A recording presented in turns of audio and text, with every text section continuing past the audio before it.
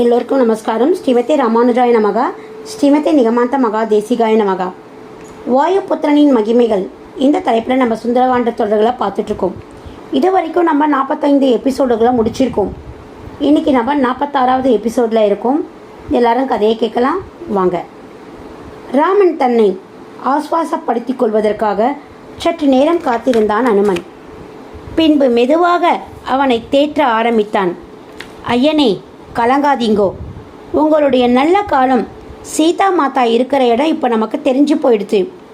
இனிமே ஆக வேண்டிய காரியத்தை பார்ப்போமே. சீக்கிரமாக எல்லாம் நல்லபடியாகவே முடியும். அதை ஆமோதித்து தலையசைத்த ராமன் மெல்ல வாய் திறந்தான். சொல்லு வாய்ப்புத்ரா, சீதை வேற என்ன சொன்னா? நீ அவளுக்கு என்ன சமாதானம் சொல்லிட்டு வந்திருக்க? அக்கறையோடு வினவியனை ஏறிட்டான் அனுமன். ஐயனே, சீதா மாதா உங்கள் ஞாபகத்துக்காக சில விஷயங்களை சொல்லி அனுப்பியிருக்கா. தேவேந்திரனுடைய மகன் ஜெயந்தன் சம்பவத்தையும், தான் வளர்த்த கிளிக்கு நீங்கள் கைகேயி மாதாவுடைய பெயரை வச்சதையும் உங்ககிட்ட அடையாளமாக சொல்ல சொன்னான். அடுத்ததா தான் இன்னமும் ஒரே ஒரு மாதம்தான் உயிரோடு இருப்பேன்னு உங்களுக்கு தெரியப்படுத்த சொன்னான். அதுக்குள்ளே உங்களை அந்த ராவணனுக்கு தகுந்த தண்டனையை கொடுத்துட்டு தன்னை அங்கிருந்து மீட்டுண்டு போக சொல்லியிருக்கா. கடைசியாக ரொம்ப முக்கியமான சமாச்சாரம் ஒன்று உங்களுக்கு சொல்லியிருக்கா. சற்றே தயக்கத்தோடு நிறுத்தினான் அனுமன். சொல்லு வாயுபுத்ரா, ஏன் தயங்குற? ராமன் துண்டினான். தசரத நந்தனே, தன்னுடைய கற்புக்கு இதுவரையிலும் எந்த கலங்கமும் நேராமல் தான் இருக்கிற விஷயம் நிச்சயம் உங்களுக்கு தெரியணுங்கிறதால சீதா மாதா ரொம்ப குறியாக இருக்கா.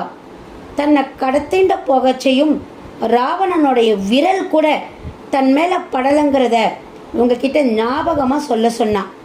விருப்பம் இல்லாத எந்த பெண்ணை தீண்டினாலும் ராவணனுடைய தலை சுக்கு நூறாக வெடிச்சிடும்னு அவனுக்கு பிரம்மாவுடைய சாபம் இருக்கான். அதனால் அவன் சீதைக்கிட்ட அத்துமீறி நடக்க இது வரைக்கும் முயற்சி பண்ணலைங்கிறத உங்கள் கவனத்துக்கு கொண்டு வர சொன்னான். இதை சொன்னதுதான் தாமதம். ராமன் பொங்கி வரும் துக்கத்துடன் பதிலுரித்தான். ஹே வாயுபுத்ரா, என் சீதை தன்னை பற்றி சொல்லித்தானா நான் அவளை தெரிஞ்சுக்கணும்? பிரம்மனுடைய சாபம் இல்லைனாலும் அந்த ராவணனால் என்னுடைய சீதையை தீண்டவே முடியாது. அவள் ஒரு நெருப்பு. ராமனின் பேச்சில் அனுமன் அப்படியே குளிர்ந்து போனான். இந்த வார்த்தைக்கு அந்த பரிசை தந்துவிடலாம் என்று நிச்சயித்தவன் போல் தனது ஆடையில் இத்தனை நாளும் பத்திரப்படுத்தி வைத்திருந்த சீதை அளித்த சூடாமணியை வெளியே எடுத்தான். ஐயனே, இங்கே பாருங்கோ, இந்த சூடாமணியை சீதா மாதா உங்கள் கிட்ட கொடுக்க சொன்னான். கைகள் நடுங்க அதை கரமேந்தி கொண்டான் ராமன். அந்த சூடாமணியில் ராமனுக்கு சீதையின் முகம் தெரிந்தது. அவளின் புன்முறுவல் தெரிந்தது. முந்தைய நாட்களின் ஞாபகங்கள் நினைவுக்கு வந்து சென்றன. தனது தாமரை இதழ்களால் அதனை மெல்ல ஒற்றி எடுத்தான். சீதையையே தீண்டியது போல அவன் உடல் சிலிர்த்தது. உயிர் கலித்தது. உள்ளம் உவகை பூத்தது. கண்களில் இப்பொழுது பெருகிய கண்ணீர் ஆனந்தத்தினால் குளிர்ந்திருந்தது. அவன் முகத்தில் பரவசம் கவிந்திருந்தது. வைத்த கண் வாங்காமல் இந்த காட்சியை பார்த்து கொண்டே இருந்தான் அந்த ஆஞ்சநேயன். இவனுக்கு அவள் தகும், அவளுக்கு இவனே தகும் என்ற ராமசீதையின் அந்யோன்யத்தை எண்ணி கண்கள் கசிய நின்றான் அந்த அனுமன். இதோடு இந்த எபிசோடு முடியறது. அடுத்த எபிசோடில் மீதி கதையை பார்க்கலாம். எல்லாரும் கமெண்ட் பண்ணுங்கள், சப்ஸ்கிரைப் பண்ணுங்கள்.